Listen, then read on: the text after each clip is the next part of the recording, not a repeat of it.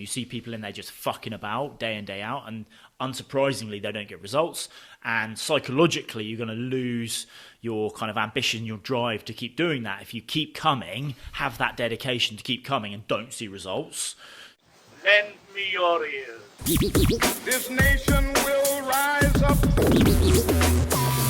In the same bloody room. Welcome. Awesome, mate. Right, we are back on the pod. How long has it been?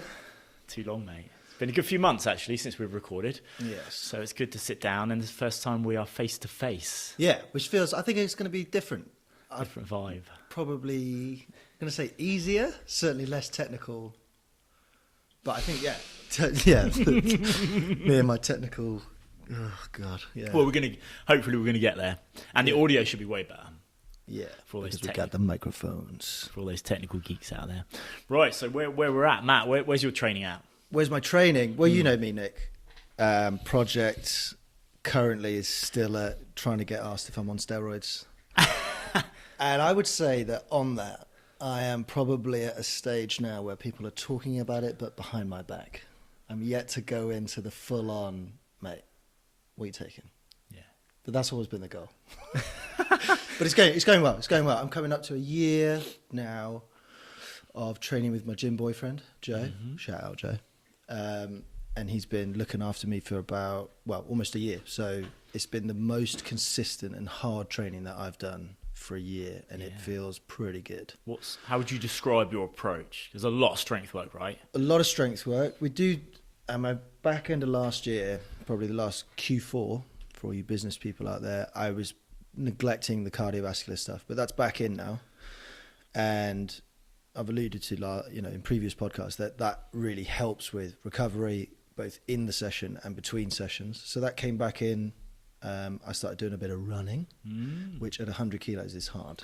I had to go slow. That's now changed after 8 weeks to just one session a week, but it's a little bit more what I would call like huff and puff stuff. So probably more aerobic training rather than ZO2. Mm-hmm.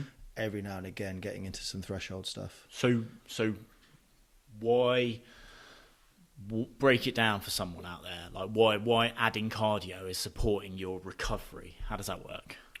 I think both with strength and the cardiovascular stuff, I've got this image in my head of, it can either be 2D or 3D, but basically building a triangle or a pyramid. And I think the cardiovascular work is the base of that pyramid. Mm-hmm. All right. And the wider the base, the taller you can go. You can have a separate pyramid for strength, sure. But the analogy works for both. And I think that low and slow, what we would call in our echo chamber, the zone 2 stuff. But yeah, the low and slow stuff, that is the base on which everything else sits. And it's that low and slow stuff, I think, that underpins the recovery both during a session, so you can ultimately get more work done in a session, more effective work, and then you can recover better, or you will recover better between sessions. Yeah. And for years, I didn't do it because I thought that the rugby that I was playing and was taking care of that. I would still sort of agree with that based on the fact that I wanted to do a lot of strength training, and even as a trainer, one of the, if not the biggest constraint is always time. So if you want to do 4 gym sessions a week, where are you getting there's not as much time unless you're doing 2 a days or, I've got a life outside of that gym. And so you've got to kind of pick and choose what it is that you want to do. Yeah. I've got more time than I had thought I had, and I've been able to get those couple of sessions in, but it's phasical. So at the moment, it's just 1 cardiovascular session a week.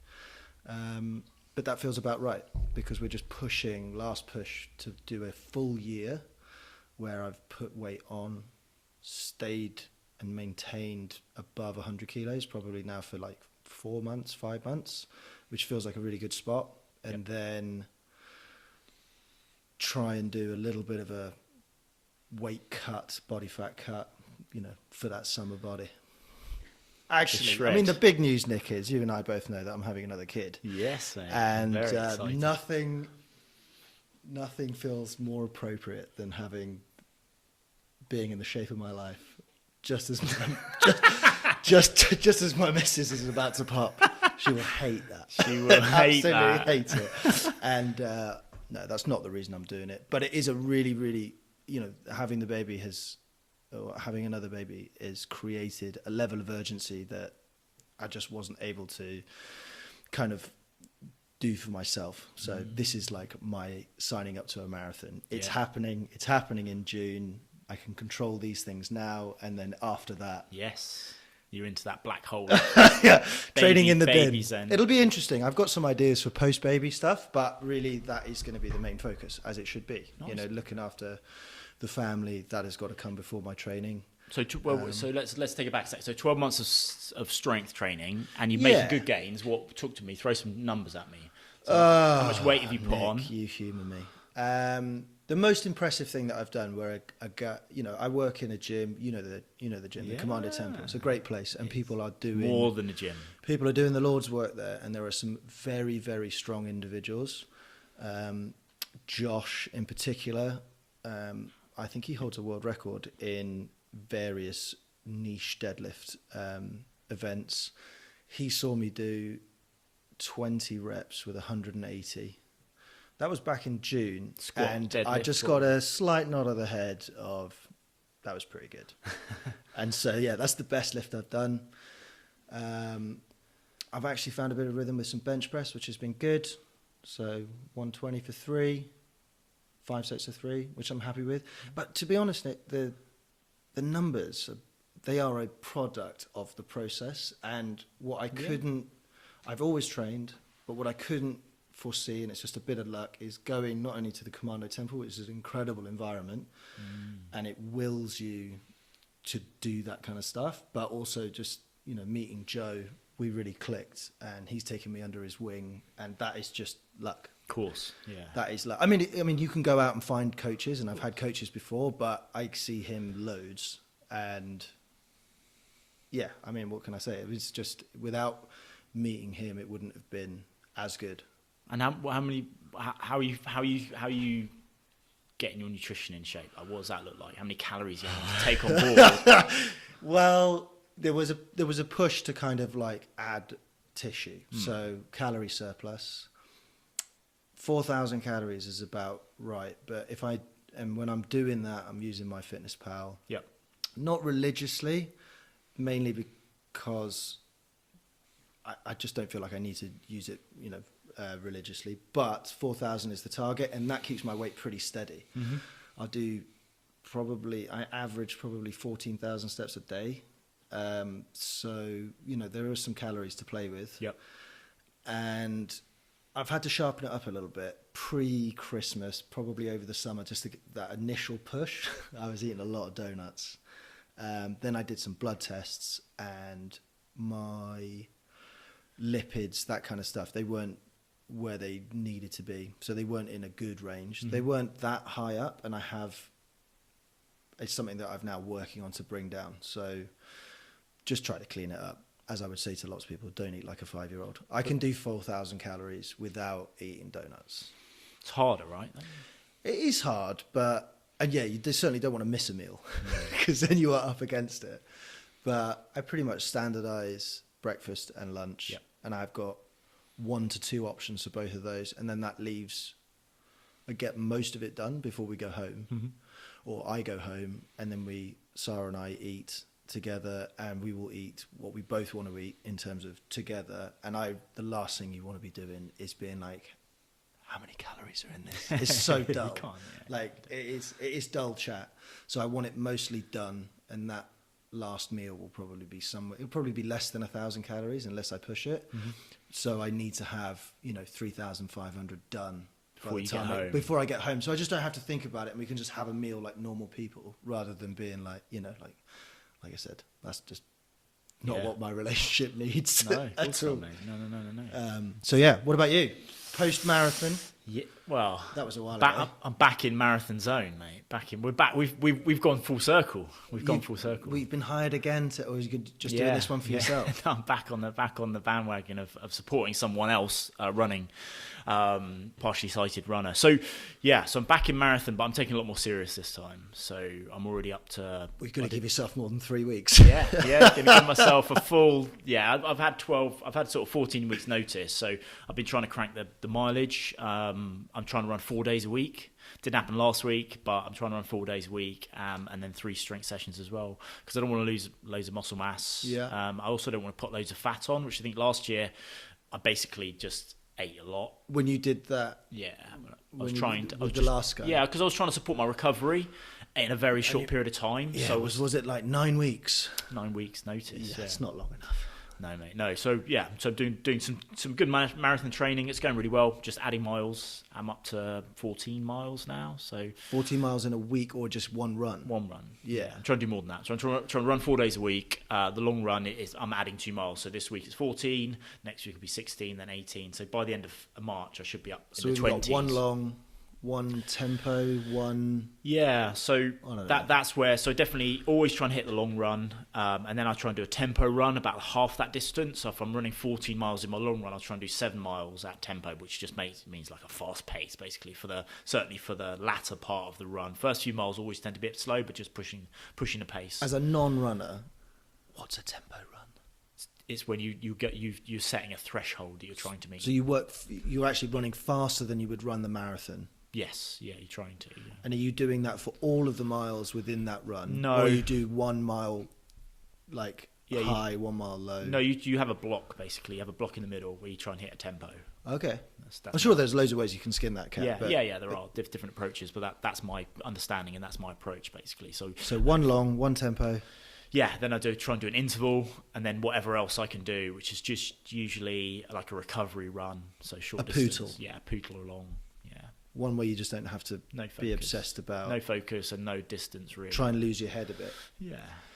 I just about got there on a couple of runs that I did. I mean, I was only able to I was doing them in 10-minute blocks. But I did, sometimes when I didn't have the kit, I'd have to go out and do 30. I think I've done a 50-minute run as well. Not very far. It takes a while to get into that, what I would call like a runner's head, when people think, it's a bit like for me when I do some work in the garden, no phone, and then all of a sudden you're like, I just can't remember what I was thinking about. Yeah, it's Great. nice. Yeah, it is nice. Yeah. And that kind of headspace that people often run not just because it's good fitness, but it's good for their mental health as well. Of course.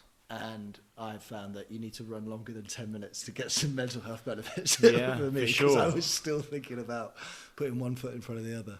But Took yeah, me more than 10 minutes to drift off. And if basically. you're not used to it, obviously it's going to be a weird experience to do. Yeah. You're going to be uncomfortable, right? You're outside your normal training zone. Yeah, but for me, I'm sort of 3 miles until I'm properly warm.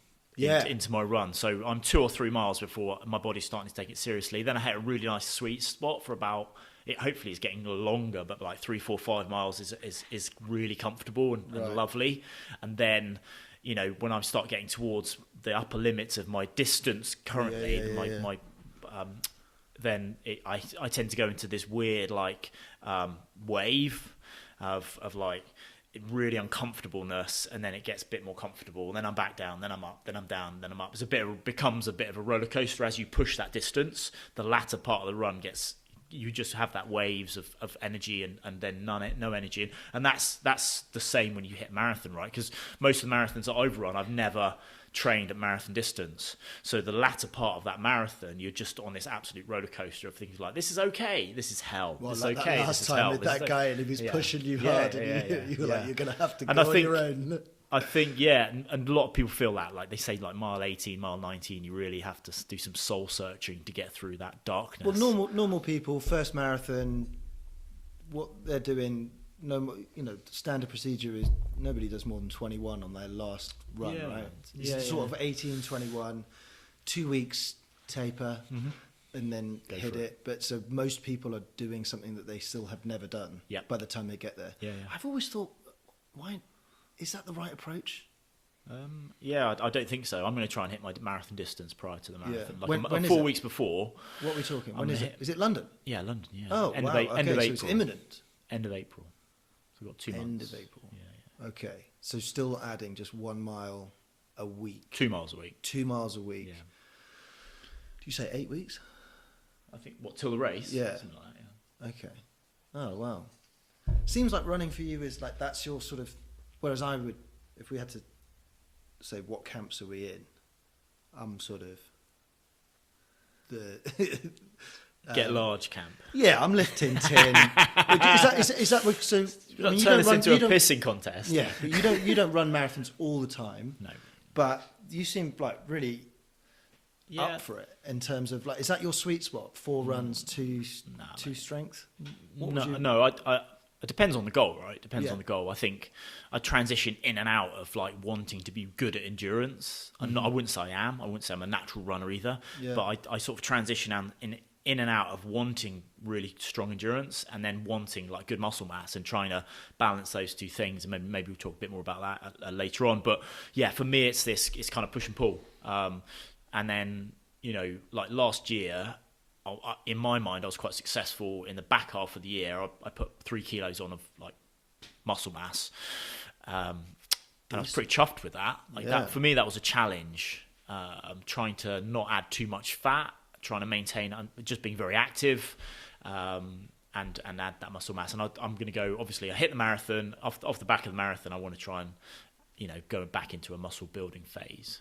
Because you've got that's coming up later, isn't it? You've got that sort of situation with one of your clients that we're going to talk about. In terms of wanting to put that tissue on, but constantly. Anyway, I'll let you get to that in a bit. Yeah. Well, shall we start with that? Let's start not with that one, but let's start with one of my client challenges that we're going to go. Yeah, so we've got some stuff coming up, which is basically we're both going to talk about some challenges. Nick's going to be a bit more specific in terms of you're going to talk about 2 clients that you've got. Maybe we'll get to both. I'm talking more generally of things that I've observed and coming up with a couple of simple tips basically to make your training better, more efficient, that kind of stuff, and plan it out. So who's going first? Me? You? I'll go first. Okay. So over to you. Client George, let's call him. Let's call him Jorge. Jorge. He's really consistent. Okay, started halfway through the last year with me, and big challenge. Not really been into fitness at all ever. So this is a real new foray for him. Lots of weight to lose. Really good progress the first couple of months, and then around Christmas, classic, he hit a bit of a plateau. Didn't put loads of weight on, which is nice to know. But he's kind of at that plateau now, and it's just trying to coach him through some approaches to get through that plateau and understand what tools are available to kind of shake things up. Because he wants to keep going. He needs to. He needs to. Yeah. We're at 103. We're 103 kilos, and I think getting down to 90 would be a real success story. And do you find that you want? I suppose in the ideal world, people would just go from point A to point B, and it would be a straight line. Yeah. But it isn't that like that. George is experiencing his first step in that journey. So how long has he been in? That's what are you calling it a maintenance phase? Is that? Yeah. Or has he been trying to lose weight, and that's some of the disconnect there? Yeah, no, he has been trying. He's been trying, and he's been tracking religiously. So so he's a very dedicated client. Actually, he's really lovely to work with. He follows the approach, tracks calories, tracks protein, checks in with his workouts. Like he's a dream client from our coaching perspective. So what do we tweak? What are the dials to tweak to kind of get through that? Obviously, we can strip away total calories on a daily, weekly basis. That's an easy lever. It's an obvious lever to pull, and it's probably the one that most people go to, even if they're not being coached. Just eat less. Eat less, yeah. I think it's such a nuanced conversation, though, isn't it? So, and I try not. It's an obvious one to do, but it's not always to the client's benefit. If you're already down at quite a low calorie, you can't just go to 0. Yeah, because it starts to affect training. So, and psychology and just identity, and social circumstances. So I think it's such a nuanced argument to just, this whole Just slash, calories slash, in, slash. calories out. So I don't want to get political, but so I think what I did, I looked at his protein basically, and seeing how well he was hitting those targets, and we saw that he just wasn't being consistent with protein. So again, good on calories, but not on one of the main components of those calories, which is protein. Yeah. And why is that good for him? Why is it, it's given you something to look at, so you haven't had to slash calories. Well, I think the goal. So the goal is to cut calories, total calories. So say his target's at 2,200 a day, and he's pushing over that by 100 calories. Right. If we can get him under by 100 calories, that's a 200 calorie difference. How can we do that? Well, the first tool in my arsenal when I'm speaking to this guy is, are you hitting a protein target? No. Okay, let's try to hit that with whole foods, lean proteins, in the hope that he's more satiated and therefore can not meet that target. So that is, I think, probably the best weapon that we have. So yeah, when we find that people are going over their calories, if you are, if you're trying to lose weight, we're trying to put you or trying to get you into a calorie deficit, there are going to be periods where you're going to be hungry. Mm-hmm. But if that means that you're constantly blowing your budget, that's not ideal. Yep. So we can buffer against that hunger by upping protein, or just not even upping it, because you'll have set the protein at an appropriate level, and often we find that people are just not hitting that number. And by doing it, as you said, protein, in simple terms, is a more satiating component of your diet. And then there are some other fancy bits that it costs you more energy to process that protein as well. So, I'm going to get too specific on the numbers because I don't know them. But let's say you're eating 1,000 calories of protein, you're only going to absorb, you're only actually, by the time you've processed it, it turns into sort of like 800, because it costs you quite a lot to... It's a metabolic expense. That's what I mean. And Thank we you, don't, Nick. because of that, we don't like converting it into energy, like storing it. So we just tend to burn it in terms of the heat, thermogenic effect of protein. We see that. So I think that's probably... So it has like a couple of things. This upping the protein is going to be more satiating, so he's not going to blow his budget. Mm-hmm. But then there's also like a component of, it's sort of good for recovery as well, and he's still training as hard as possible. We want to try and maintain as much lean tissue as you can, and your body's probably going to get rid of some stuff if you're not giving it a reason to hang around. So this muscle tissue, if you're not providing a stimulus through external training, lifting weights, resistance training, that kind of stuff. But if you are doing that and not hitting your protein target, you're not going to be able to maintain it, because you haven't got the component parts of that muscle tissue, which comes from protein.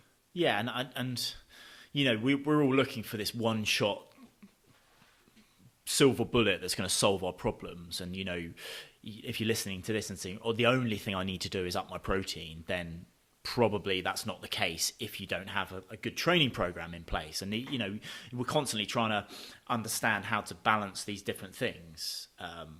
But in this guy's case, you're saying he's a dream client, so he's following the training plan. He's good at the tracking. He's got a bit of a budget issue at the moment that he's going over. Yeah. So first lever is the protein. Yep. Is there anything else that you've got? I don't think, no. We'll see how that goes. Yeah, don't change too much. Yeah, exactly. And the tips I've given him are, let's try and hit 60-70% of your protein target with breakfast and lunch. So like you were saying, front loading that in your day as well. So that's kind of like the tip, if you like, the tool, the tactic. Yeah. Nobody wants to be left with if you're already not struggling, but if it hasn't been at the forefront of your mind, all of a sudden we identify that you're only eating, let's say it's 70 grams of protein, you need to be eating 120. Mm-hmm. You don't want to be left with to do all of that at the end of the day when you're tired. You've got, it's the end of the day sort of thing. So yeah, that's a good tactic to try and get it in. I find breakfast is the easy one to target, because a lot of people are just not eating very good breakfasts. Yeah. There's not a lot of protein in a pain au chocolat. That's what I have for breakfast. So get 2 pain au chocolats, put 2 boiled eggs between it, and eat it like that. Yeah. Pan shock diet, man. That's the way to add. Okay. Right, where are you at? Mine's more general, so I don't have a specific person, but it is relevant to this time of the year. So we've just been through that period where people are G'd up, they're going to the gym, they're doing their best to carve out the time, they're turning up to the gym, and they're being consistent, right?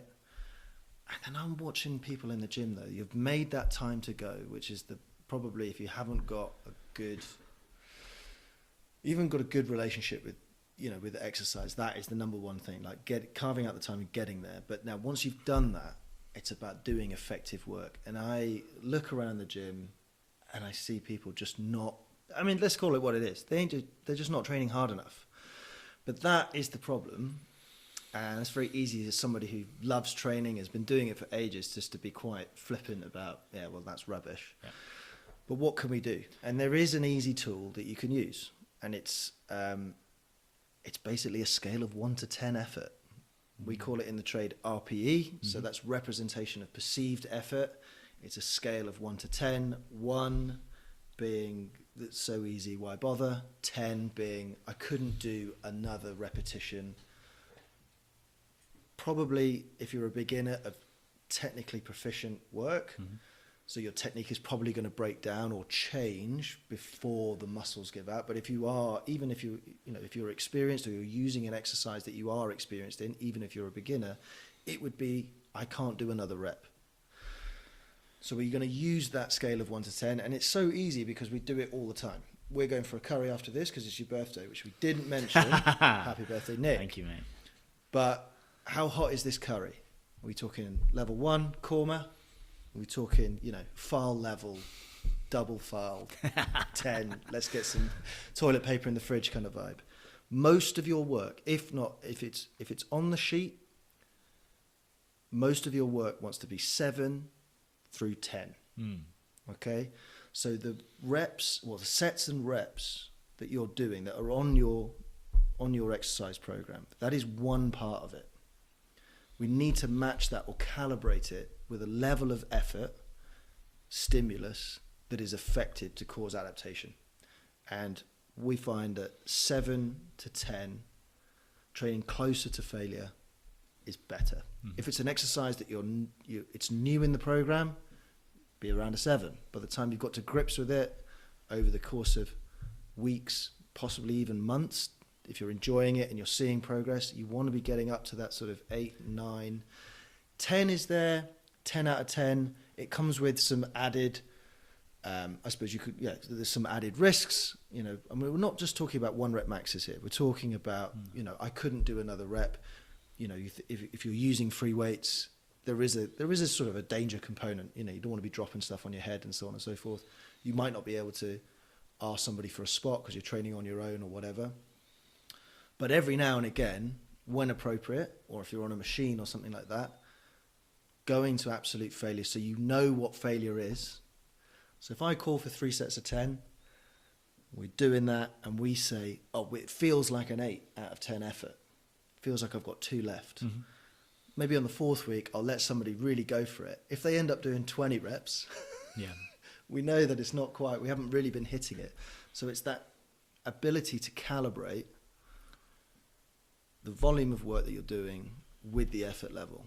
And that is what I would like to see more people doing in the gym. There's another reason why using this RPE model is really good. It's because us normal people have external constraints. We're not athletes, so things happen. We get tired because of other things in our lives. Family, work, illness, those kinds of things. So the RPE, this representation of perceived effort, gives us a way to auto-regulate a session. You will have recorded what you did previously.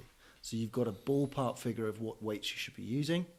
But if you go in, and let's say last week you did 3 sets of 10 and you used 40 kilos. If you do your warm-up sets and then you get the 40s out and you can only do 6, there might be a myriad of reasons for that. Like I said, tiredness, illness, whatever, you're just not in the zone, whatever. If you hit the effort level before you hit the volume of work that you're supposed to do, you can just auto-regulate and say, you know what, actually, I still want to get close to that 10 reps. And 6 is not close enough because I want to be able to do a certain amount of work, but I'm just not quite bringing the fire today. So I'm going to take the weight down. So I'm going to take it from 40 to 30 kilos. I will then be able to hit 10 reps and still make that meaningful by hitting the effort. Mm-hmm. So guys, if you're making that time to go to the gym and you've now, through this early part of the year, you feel like you've got that nailed down, it's now time to start thinking, am I being effective? Because what you don't want to be doing is having carved out all of this time, which is a huge thing to have to go through if you haven't got it already established. And after 6 months, be like, I haven't made any progress. Yeah. You've got to get that stimulus in, a scale of 1 to 10, 7 or above, away you go. Yeah, and I think, it's I wouldn't say it's a gripe of mine, but you see this over and over again, especially if you train at a commercial gym. You see people in there just fucking about day in, day out, and unsurprisingly, they don't get results. And psychologically, you're going to lose your kind of ambition, your drive to keep doing that. If you keep coming, have that dedication to keep coming and don't see results. So it's really frustrating. I'm passionate about fitness. We talk about fitness on the podcast. We're all about this stuff, and not from an elitist perspective. We want to try and empower people by sharing the message about what we want to do. So, and this is such a key take home, which is you need to be able to understand in your own way. And it comes back to a point that I think we talked about before recording, which is, getting out of your head and not just understanding things on a theoretical basis, but being able to put them in practice. We need to understand how to be progressive with our training and how to progress our training. And it actually doesn't matter if you're running. And I was guilty of this for so long, until I got a running watch, basically, or a heart rate monitor, which is like you kind of plodding along thinking, yeah, this is all right. I'll just keep going for a couple more miles. And then suddenly you get a monitor on your wrist and you look at it, you go, oh, shit. Like I'm well below. I need to kick my own ass and get myself moving. Heart rate monitor is a really good one when you're running, because you'd be like, oh, this feels tough. Look at your heart rate monitor and go, hang on, I'm not even working at this point. I need to keep pushing. But yeah, and you see that the couple of extra bits that I was going to add in there is in terms of like the tools and tips from our perspective. We're seeing good evidence now that if you're getting a good pump on, you are getting that muscle development. So in the session, you want to be getting a good pump on, okay? You want to be getting swole after the session. You want to be feeling that pump, right? You want to be feeling it on your muscles, and you want to be thinking after you've done your sets or whatever, you want to be feeling like the muscles are pumped. The next day, you should be feeling some soreness. I'm not talking about DOMs where you can hardly move, but there should be some level. Sit down on the loo. Yeah, but there should be some level of muscle soreness. If you're training on a regular basis and you're sticking to your program and you're not getting much of a pump on and your muscles aren't getting sore, chances are you're not going to be getting that development that you want. So you need to be pushing yourself. The other one I was going to throw in there, which is like a exoteric kind of approach, is no sevens. So don't give yourself the chance to say, I'll try and hit 7 out of 10 in terms of effort. Go for the 8, go for the 9. Okay, otherwise you're leaving yourself 6, and we all know 6 isn't good enough. Well, yeah, that's pretty good actually. And you see that even with the volume stuff. If you've got a set of 12, you can bet your bottom dollar by the time you get to 10, you'll be like, oh, I'm tired now. Set it at 15, you probably do the 12. Yeah, there's like these little, I don't know. Yeah, and I think my approach, I'm much more on the higher reps now, especially I'm a bit older. I'm much more on the higher reps, and I'm using my hypertrophy app. So shout out to Dr. Mike.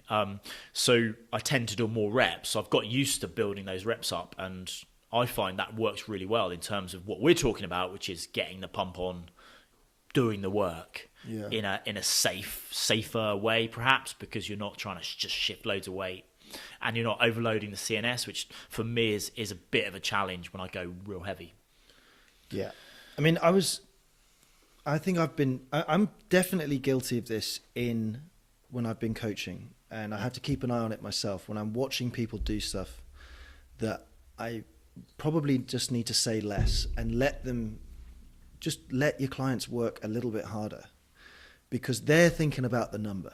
if they haven't quite got to grips, if they're not well calibrated with this effort level and the sets and reps, if you're saying give me 10, they're stopping at 10 whatever. Yeah. Some people really like the numbers, but I have caught myself calling people early Yep. and robbing them of a chance to express the effort needed in order to drive adaptation, because, and I'll be honest about this, it's quite hard watching your clients suffer.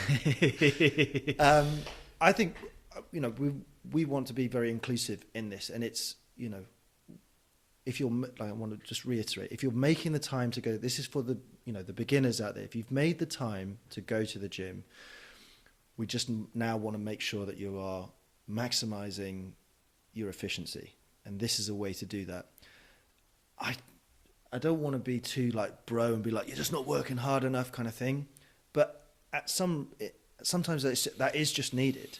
And it doesn't need to be a put down to people. We're not saying that, I don't want it to be like really aggressive. We just want you to realize your full potential. Yeah. And the more you do that, the more comfortable you'll get with it as well. If you've never taken a set of leg press, for example, to fade it, like, it's hard work. But over time, you will, maybe you don't learn to love it, but you understand its usefulness respective to the goal that you're trying to achieve. So, that's RPE training. Cool. I'll kick it back to you, Nick. Nice. Yeah. So, I mean, we're segueing really nicely, because the next client challenge that I want to talk about is adding muscle after a fat loss phase. So, we've got a guy, he's September through to December, no alcohol, no snacks, really disciplined, went from 12 stone down to 10. So, already on the lighter side of life. But now he's wanting to bulk back up, to use his terminology, whilst trying to keep his belly off. So he's not calorie counting, but thinks he should be. And he's at 10 stone, wants to add muscle effectively. So what can we say to this individual? And I think, you fall into one of these buckets, right? You fall into, I need to lose fat, a lot of fat, or I need to add muscle. And that's that, as guys, we can't tend to go push and pull in those directions. Which I think is a shame sometimes, because maintenance is the longer term. You'll see a lot of people flitting between. I know we want to talk about this guy specifically, and it is a worthwhile goal. There's no doubt about that. But people undervalue the whole maintenance bit. Just like maintaining where you're at rather than having to always do one or the other. I think that's because people don't understand it. Like, they don't understand what that Buddhist third way is. Like, they don't know how to. That's what Buddha was talking about. He was talking about maintenance. He was maintenance phase, yeah. And I think the industry, we're guilty of trying to bucket people as well into this. And it's easy to sell weight loss or muscle gain. Yeah, doesn't look very good on a poster. No. Maintenance. It's harder to sell. I mean, let's be honest about that. It's hard to sell. And coaches, it's our jobs. We're here to make money, and the muscle building, the weight loss, those are just easier they are pain points, and so they are just easier to market to.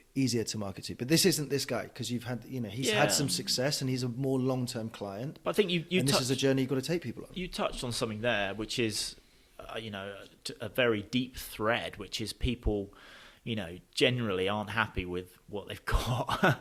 So they want to move in a direction. They want to move away from their current situation. And I think we kind of mask sometimes the emotional stress and the emotional challenges that we have in the physical form, don't we? And don't go off down a rabbit hole here, but I think it's a really important point is, we're all striving for something, and unfortunately, the way I think we're wired, we tend to lean towards the negative, saying, oh, I'm too fat, I need to get thinner, or I'm too skinny and I need to get more muscular. And they, we tend, I think self-worth is a massive challenge for lots of people, and you tend to bucket yourself in the I'm not good enough phase, which is probably an aspect of what we're talking about, which is people aren't seeking to maintain. They're seeking a better version of themselves, often for a negative set of reasons. Yeah, that is. I mean, that is quite deep, isn't it? And that's not. Yeah, that's a different podcast in itself. I think visually, what I think when you're talking about that, there, I think we just think way too simply, or people, clients of ours, are thinking way too simply. They just think it's a straight line. Yep. And a period of fat loss, muscle gain. They're all. Yeah, they're all moments in time, and point A to point B is not going to be a straight line. It's going to be more stepped. You can think about it more stepped, and the horizontal bits, that's the maintenance phase. That's not really what we're talking about. No. We've got sidetracked. Yeah, but that's a no. So this guy wants to put the muscle back on, but it's the classic. I don't want to get too fluffy. So how are you going to tackle this? Well, I think therein lies a challenge, right? And you know that you've been in a muscle building phase for 12 months, so you got pretty fat as well. So you're gonna it's basically impossible to add muscle without an element of fat in there because you got to add calories. And if you want to build a house, you got to have some bricks. Yeah, fuel on the fire. Exactly.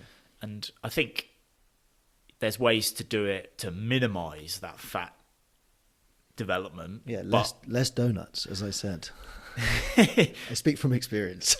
Yeah, but then in a way you're making it tougher because it's harder to add calories if you're just being super, super clean. So I think in context, and it's such a nuanced conversation, back to protein, right? Back to protein, ensuring there's lots of protein and a level of additional calories, but you're going to try to only, that's the fine-tuning button. Okay, the big button to press is the protein. Yeah, like we were saying before. And the fine-tune button is calories. You need to be in a calorie surplus, but you don't want to go overboard. And I would say set your stall out for the longer term. So, you're not going to go into a crazy 4-week muscle building phase, right? No.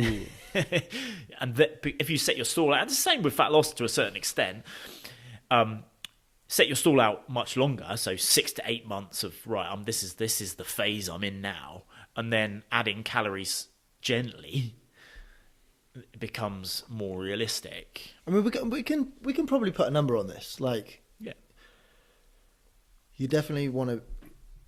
It's going to be easier. And you're going to have more success if you're in a consistent calorie surplus. But that doesn't mean, like I did, you just shoving donuts in because you're just being lazy. Mm-hmm. So we're talking sort of, 300 calories. That'll do it. Yeah. It's not huge. And that is challenging because it's actually not that much. But just like with the fat loss phase, you've got to do it consistently. So probably tracking. Yeah. And if you, like I said, the main, the building blocks of that muscle are going to come from adequate protein supported by the other two macronutrients, carbohydrates, fats. We can allow people to, certainly at our level, we're talking about normal people here, to kind of fill those calories in the way they see fit. If you're doing a lot of training, if you've got somebody that's very active, I would personally lean more towards the carbs side of things. But that won't suit everybody. We want people to be successful, don't we? Yeah. And there is a level of individuality that you can bring to each person's, nutrition plan. There's probably a bigger conversation here about when people have spent a lot of time in those two buckets, you said, fat loss, muscle gain. I don't want to, it's not that we always want to break that cycle, but we just want to make sure that we're talking about somebody here that Nick has had some success with. They have that trust. He kind of understands the concepts and he is ready to do this. Mm-hmm.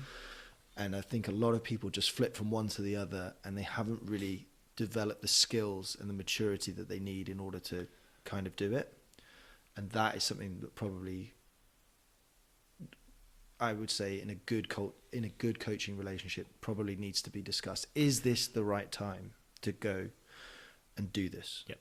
This is what's going to be required at a basic level. This is how we're going to individualize your plan. Is this the right time to do that?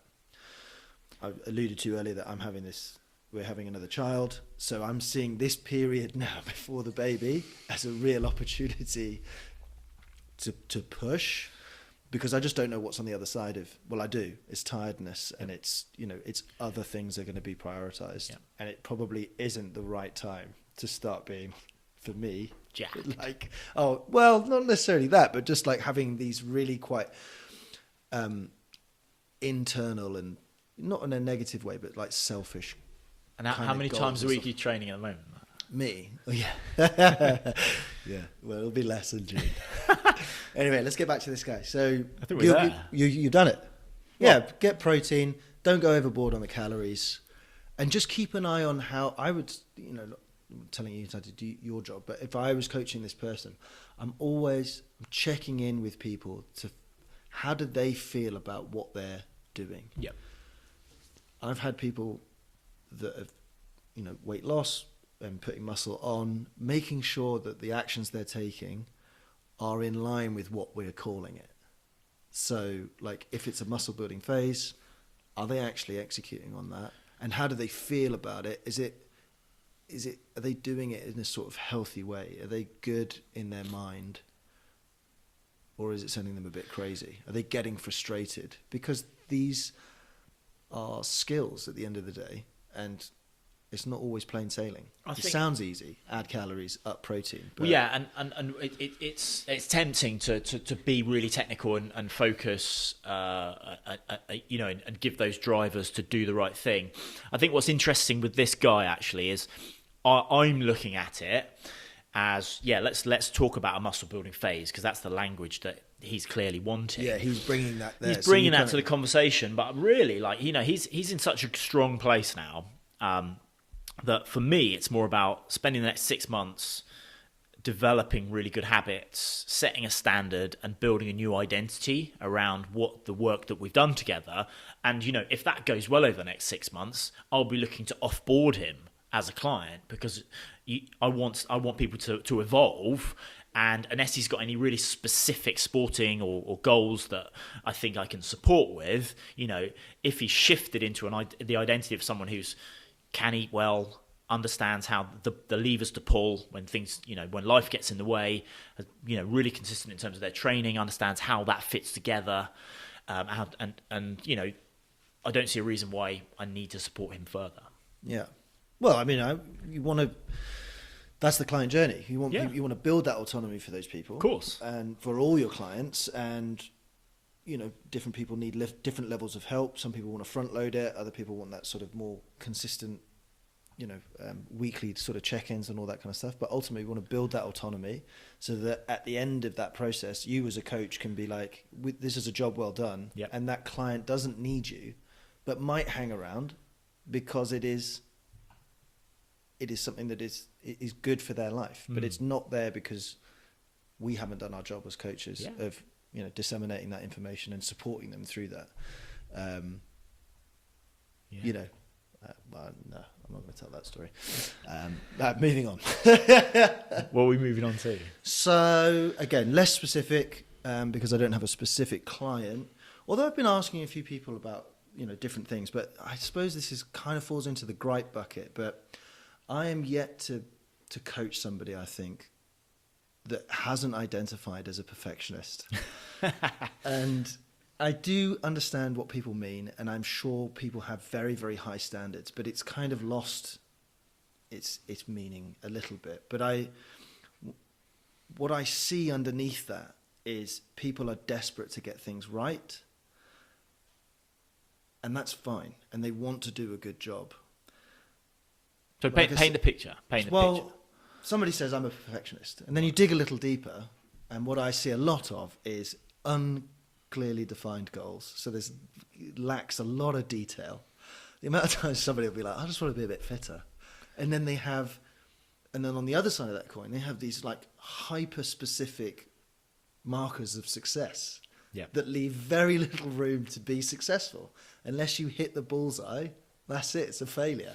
And they get caught in this cycle of setting unachievable goals, or what I call landing pads, missing them, and then just being in this negative this cycle, but it gives them the opportunity to continually say, I'm a perfectionist. Well, you're a terrible one.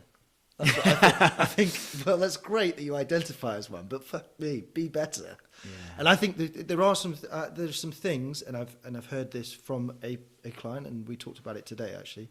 Bolu, you're a legend.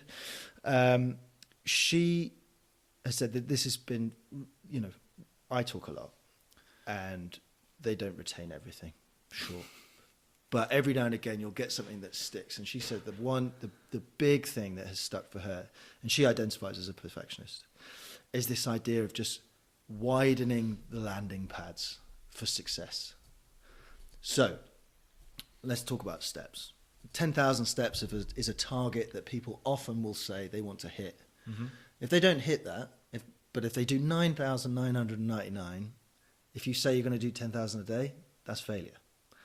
So I took this idea from a friend and a colleague of mine, Dan Forbes, and it's just about widening that out. Give yourself a range. Because I see a lot of people just caught in this negative loop of just basically just not being very kind to themselves, but they were never going to have that opportunity to be successful. So I want more opportunities to feel successful, because it just feels good. Yeah. And so we're just widening it out. So if you want to hit 10,000, if 10,000 is a good marker, let's go either side of that. 8 to 12,000. Anywhere in that range, that's good, right? Not just this one number. If you're in an ideal world, if you want to do 4 sessions a week, rather than saying the only way I can be successful is getting to the gym 4 days a week, 3 to 5. Give yourself some leeway. Yeah. All right? Give yourself some leeway. And I think giving yourself more opportunities to be successful just starts to change the language and the narrative that you have around this idea of health and wellness and fitness. And it's going to just make you feel better. Yeah. And it's not going to be something that is a slog, and it's not giving you that feedback of, I'm fucking useless and I can't do this. And in the story I tell myself, people don't do this in other areas of their life. They will accept in other areas that the results they get are made up of imperfect efforts in the workplace. If you're delivering a project, it never goes perfectly, but you'll deliver it. You might have learned things along the way, but those landing pads are wide enough for you to kind of buffer against that. But when it comes to health and fitness, people are just way too narrow. And then the detail is lacking at the beginning as well. So, yeah, I think I'll probably just leave it there. I think unless you've got any questions on that, but just widen it out. It's a messy conversation, because what I hear when someone says that to me, firstly, bullshit. Because then, if you're a perfectionist, if you identify as a perfectionist, then, how do you get out of the house? Like, nothing's perfect. People just want to do things well. I think that's what they mean. And we want to show them that you can do things well in a much wider range, because your health exists not just in that one moment on that one day. It's months. It's thinking in years. When these little bits, whether you hit 10,000 or 9,900, by the time you've zoomed out or you've done a year's worth of this stuff, it doesn't matter. No. And it's level of detail is self-defeating, and I think people are scared. Like, I see fear. You're hiding behind fear by saying I'm a perfectionist, especially when it's just in one domain. It's so obvious to me that people are just scared, and and it's not scared of you as a coach, or even necessarily the environment. It's scared that they don't have what it takes, they don't have the right identity, the social circumstances will change, and that will be a challenge to the tribe that they associate with. There's so many factors to it, and back to my earlier point, like we're so self-defeating. Well, that's comfortable though. That's familiar, right? That's why do people keep doing it? It's because that is the pattern that is familiar. Yep. And telling yourself you're an asshole because you didn't do 10,000 steps, as negative as that is, it's familiar. It's what happens. So, let's have more people pat themselves on the back. More success, more opportunities for success. Yeah, and I think if we look at how people that do it well, we talk about authenticity a lot, don't we? People that are great communicators, people that are confident. They're able to be more authentic, and I've got this notion around professionalism that is I don't believe it's a real thing. Like people that have a sort of shiny veneer that they call professionalism, I don't think that's supportive of a good authentic life, to be honest with you. And I think there's different ways to approach quote unquote professionalism, and I think it's all linked up to this identity and the way that we approach things. And it just becomes more and more of a challenge when you come across someone who's like, I'm perfectionist, and I've let myself down. I work with a guy, and he's often saying, I'm going to try and, he knows I go to the gym first thing in the morning. He's like, I'm going to try and hit the gym, and then he'll hit snooze, or he's in describing how he wants to train in the morning. He goes, I fucking hate it. I hate it. And that's before he's achieved that goal. And surprisingly, the next day he doesn't wake up and go to the gym. Like, it's just this tangled web that we weave. I think it's the mishandling of this, like the identity of wanting to do things well and having high standards. That is good, but not having enough, enough opportunity to be successful and still have high standards is letting people down. And it is just, I put like, I'm a perfectionist in the same bin as when you ask somebody how they are and they just immediately tell you how tired and busy they are.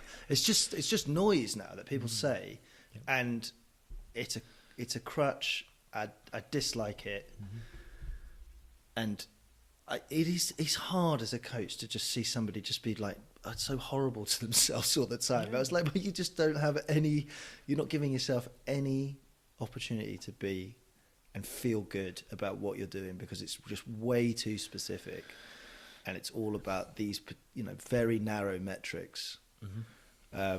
I came up with when I was thinking about this, because we should finish there, but you and I are of age, so you'll remember this. So HMV, I think there's at least one HMV shop that it still exists. I'm not sure there is. I think it's on Oxford Street. Yeah, but Athena, the way you would go and buy posters for your bedroom wall. Posters are things that you hang on your wall, guys. It's alienated the younger generation. I don't think young people are listening to this. So people will understand the concept of posters.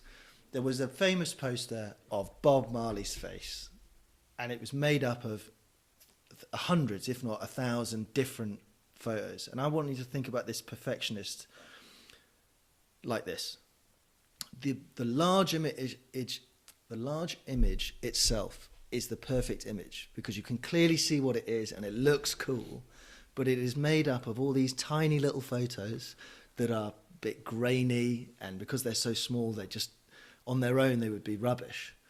But they all come together to make this image that is worth hanging up on your 16-year-old bedroom wall. And that, I think that for me at least, I found that to be quite helpful. It's like, that's what we're trying to create. We're trying to create a beautiful image, but it may be made up of imperfect efforts. So maybe that helps. Yeah, I know that doesn't quite fit in with the range stuff I was thinking about, but sometimes people are visual and they need something to kind of, I think it works. It's the mosaic of life, isn't it? Oh, Nick, let's stop the pod. We're gonna leave it there. Go for a curry. That's it, mate. Yeah, let's just stop there. Mosaic of life, my God. Mate, that's been awesome. Hopefully there's lots of action-packed bits in there people can take away. We don't get to throw anything in the bin. Wow. Is it time? Yeah. My God. Okay. Well, what are we going to throw in the bin? Oh, I had a bit about ice baths, and I was going to slag off that company Zoe, but maybe we'll do it another time. Well, let's leave. Yeah, let's hold that thought, because my wife bought me an ice bath for Christmas. I mean, the Cliff Notes is, if you want to get in one. It's fine, but they've had a tough month since some new research came out. But let's do it on another one. So no, let's go. You've got an ice bath. You live next to the bloody sea. I know. I prefer to hit the sea. But yeah. So what's your teardown of ice baths? Well, the research. I mean, I think there's been that dreaded phrase, a meta-analysis. But there's been some recent research, and the research is mounting up that a lot of these things that we thought ice baths were doing, helping with recovery, that's maybe like the main one, or no, helping with muscle growth and all those kinds of things. It's just not happening. No. We're not seeing that in the research. And I would say over the last 12 months, the previous 12 months, certainly in my echo chamber, any social media feed I have just had ice baths rammed down my throat. Anybody who's anybody is selling them now, and they can go from like a sheep dip all the way to an inflatable one that you can have in your bathroom. And the claims were getting more and more fantastical because the market was getting more and more crowded, and people have got to shift these things that they've ordered on Alibaba. And unfortunately, they just haven't delivered on a lot of the claims, which is fine because that's how science works. But yeah, so ice baths have had a bit of a tough time. What they are still, I think, anybody who's done any cold water immersion, it might be that you're getting in because you think it's going to do the recovery stuff, but everyone to a man really says that it's just quite hard to do, and it's quite an easy thing to access now, and to do something that is quite hard. And I think that in a world of comfort can be quite a good thing. Yeah.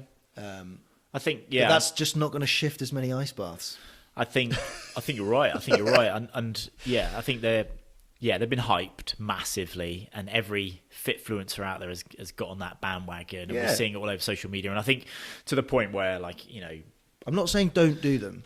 I'm just saying that it's no better than any other modality, and so therefore, if you want to be doing it, keep doing it. But it's like no better than placebo, and it's not magic, and it's not magic for those things: muscle building, recovery, and stuff. Yeah, and that's going to hurt some people. It's going to finish like it's not cool, and you're going to lose it's cold. You're going to lose your gains. I mean, yeah, I think for the muscle building thing, it's actually just it's not only it's actually suboptimal. It's bad. Yeah, bad. Don't use the word bad, Matt. It's suboptimal. Yeah. Because we want that inflammatory response, right? We want a supportive system. Obviously, we don't want to overstress the system, and we don't want to go down that road in terms of inflammatory. But people hear inflammatory, they think it's all bad, and nothing in health and fitness is all bad or all good. Funnily enough, nothing in life is all bad or all good. Oh, here we go. Mosaic of life, guys. Mosaic of life. so yeah, if you're using it post exercise, then you are hampering your inflammation, which is it. And then now the science is backing up that it's actually going to limit. It's going to dampen the response of the training, basically. But yeah, so ice baths have had a tough time. I'm not doing Zoe now because now I'm thinking about the curry. Yes. But I had a bit of a rant about Zoe. I think other people have covered it. Well, I think James Smith was teeing off on Stephen Bartlett the other day, and it probably comes down to talking about critical thinking. There's a whole podcast in there. Yeah, really. Let's break that down in one show. But yeah, it links to the ice bath because you don't buy an ice. There is no silver bullet. We can't just have one thing in your life that's going to support all your health goals. I think I prefer ice baths over these sort of glucose monitors. Just giving people, just creating more noise. I'm wearing one. Starts with the heart rate monitor. It starts with people, and just people are, as another guy that I follow, Dr. Pat Davidson, would say, it's a lot of noise, and people are starting to major in the minors. And it's, just don't worry about your glucose if you're not eating 5 fruit and veg a day. That's the podcast in a nutshell. But we will squeak out an hour. Yeah, I think let's make it an hour. Let's do that, man. Right, let's pause there. Thank you very much, Matt. Mate, good to see you. Thank you. Take care. Bye.